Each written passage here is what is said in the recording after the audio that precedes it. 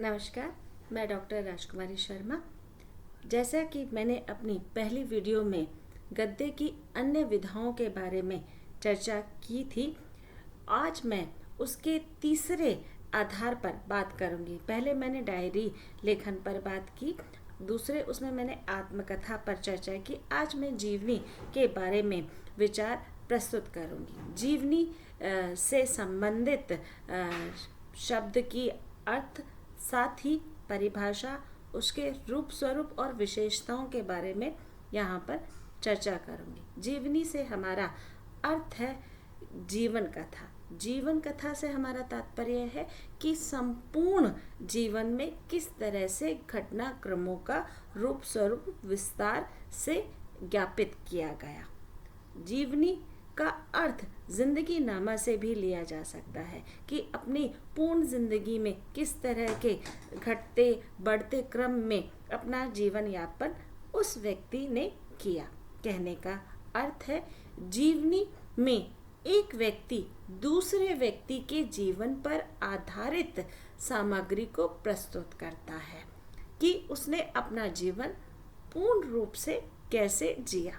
किसी व्यक्ति विशेष के संपूर्ण जीवन कथा को जीवनी कहते हैं। कहने का तात्पर्य है कि दो व्यक्ति आपस में एक दूसरे को बहुत अच्छे से जानते हैं, नज़दीकी से जानते हैं, तो पहला व्यक्ति उस दूसरे व्यक्ति के जीवन से बहुत ज़्यादा प्रभावित है और उसके मन में सहज ये इच्छा जागृत हुई कि इसके संदर्भ में मैं कुछ कहता हूँ।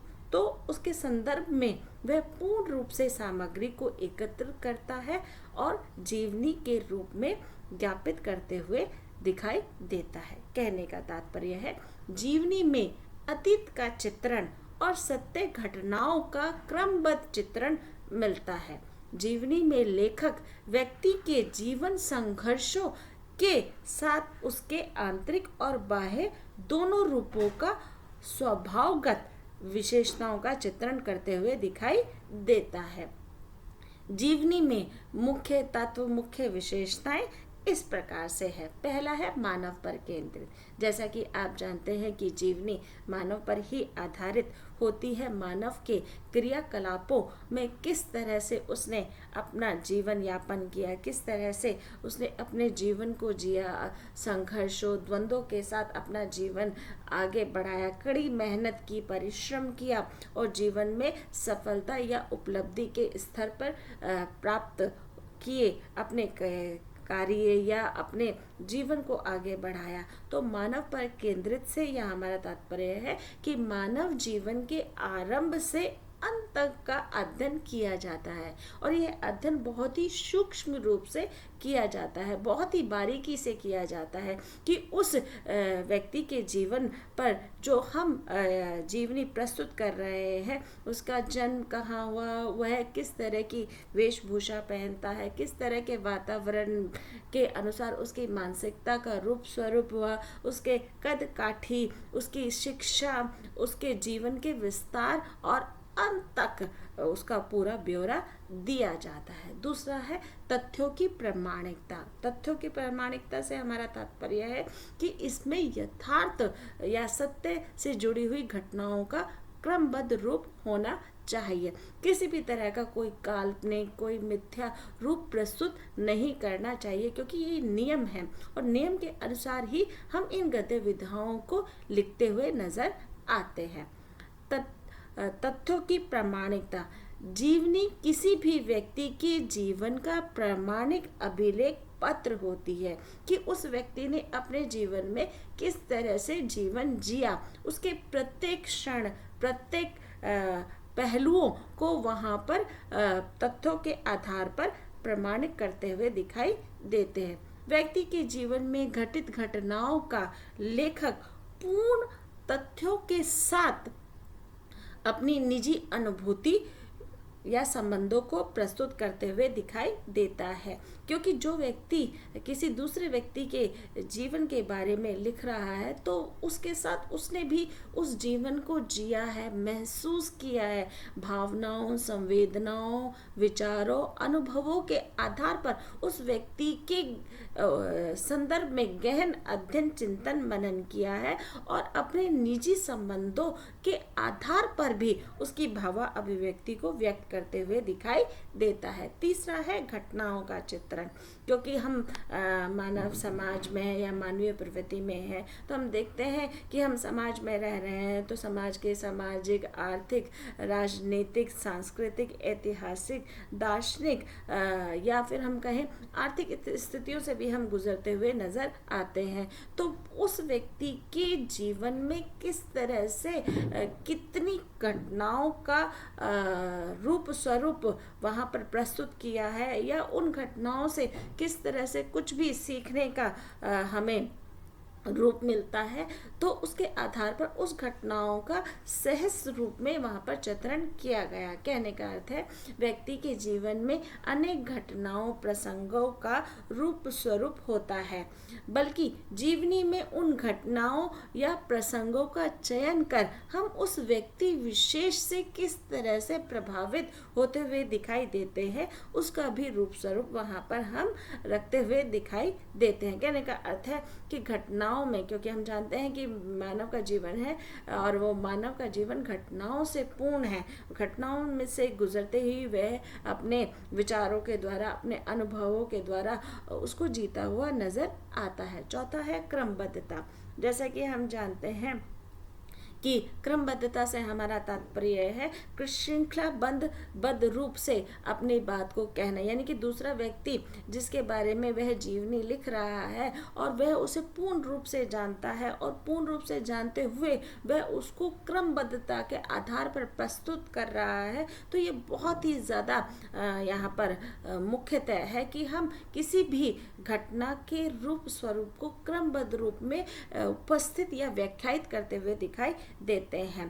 कहने का तात्पर्य है कि क्रमबद्धता से हमारा तात्पर्य है कि एक वाक्य दूसरे वाक्य से स्वरूप में जुड़ा होना चाहिए कि व्यक्ति का जन्म कहाँ हुआ, उसके बाद उसकी शिक्षा दीक्षा कहाँ से हुई, उसके बाद उसने अपने जीवन में किस तरह से घटनाओं को, विसंगतियों को, समझौतों को झेला, यानी कि आरंभ से लेकर प्रारंभ और प्रारंभ से लेकर अंत तक उसके पूरे जीवन के क्रियाकलापों का रूप स्वरूप व्यक्त करना जीवनी का एक प्रमुख अंग कहलाता है।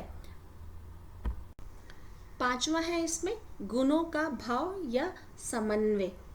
बाह्य और आंतरिक घटनाओं पर अपनी दृष्टि केंद्रित करने के स्थान पर समन्वय द्वारा चरित्र का रूप स्वरूप रखना चाहिए। कहने का तात्पर्य है क्योंकि हम एक व्यक्ति विशेष के बारे में जीवनी में चर्चा कर रहे हैं तो वहीं पर वह व्यक्ति नायक के रूप में भी उपस्थित है और नायक के गुणों के साथ उसने किस तरह से जीवन में अपने बाह्य और आंतरिक रूप के साथ समन्वय करते हुए अपनी जिंदगी को जिया है, अपनी दृष्टि को वहाँ पर रखा है और लोगों से जुड़ाव का रूप स्वरूप भी प्रस्तुत किया गया है कि किस तरह से वह बाह्य और आंतरिक कश्मकश में अपना जीवन यापन किया और उस कश्मकश से किस तरह से उसने बाहर निकला है और अपनी जिंदगी के कड़े परिश्रम के द्वारा अपना जीवन यापन किया है। छठा है इसमें तटस्थ भाव। तटस्थ भाव से हमारा तात्पर्य है विश्वसनीयता। विश्वसनीयता से हमारा तात्पर्य है कि हम किसी व्यक्ति के प्रति कितने समर्पण भाव को वहाँ पर व्यक्त करते हुए दिखाई देते हैं, कितने विश्वास से हम किसी बात को कहते हुए दिखाई देते हैं।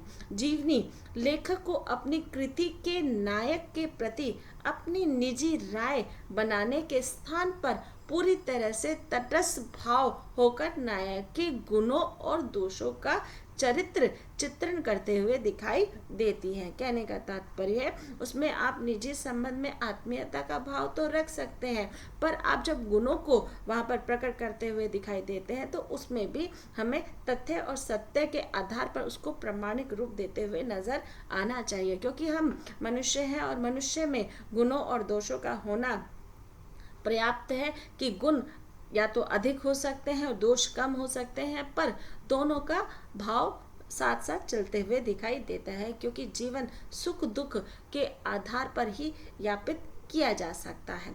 सातवां है इसमें भाषा शैली। हम जानते हैं कि किसी भी रचना को लिखते समय हमें उसके भाषा में आए हुए शब्दों के आधार पर अपनी लेखनी को व्यक्त करते हुए दिखाई देते हैं। तो जब भी हम किसी भी भाषा को लिखते हैं तो हमें यह ध्यान रखना चाहिए कि हम उसमें भाषा के सरल, सहज और स्पष्ट रूप को वहाँ पर दिखाने की कोशिश करें, अभिव्यक्त करने की कोशिश करें, क्योंकि जीवनी में व्यक्ति के जीवन चरित्र को आकर्षक बनाने के लिए शब्दों का अपना एक महत्व है, क्योंकि शब्दों के द्वारा ही हम किसी की बात को अभिव्यक्त कर सकते हैं अपने भावों और विचारों के अनुसार। इसलिए जब भी हम जीवनी लिखते हैं तो हम उसे प्रभावशाली, आकर्षक रूप में दिखाते हुए नजर आते हैं। जीवनी व्यक्ति के पूरे जीवन का आधार होती है। उसमें प्रत्येक क्षण, प्रत्येक रूप को सूक्ष्म से सूक्ष्म रूप के आधार पर अभिव्यक्त किया जा सकता है। जीवनी की सार्थकता ही उसका आधार है और उसमें उसने जिस तरह से कड़े परिश्रम किए हैं, संघर्ष किए हैं, जीने के आधार को स्पष्ट किया है, वह सफलता के रूप में दिखाई दी जा सकती है। धन्यवाद।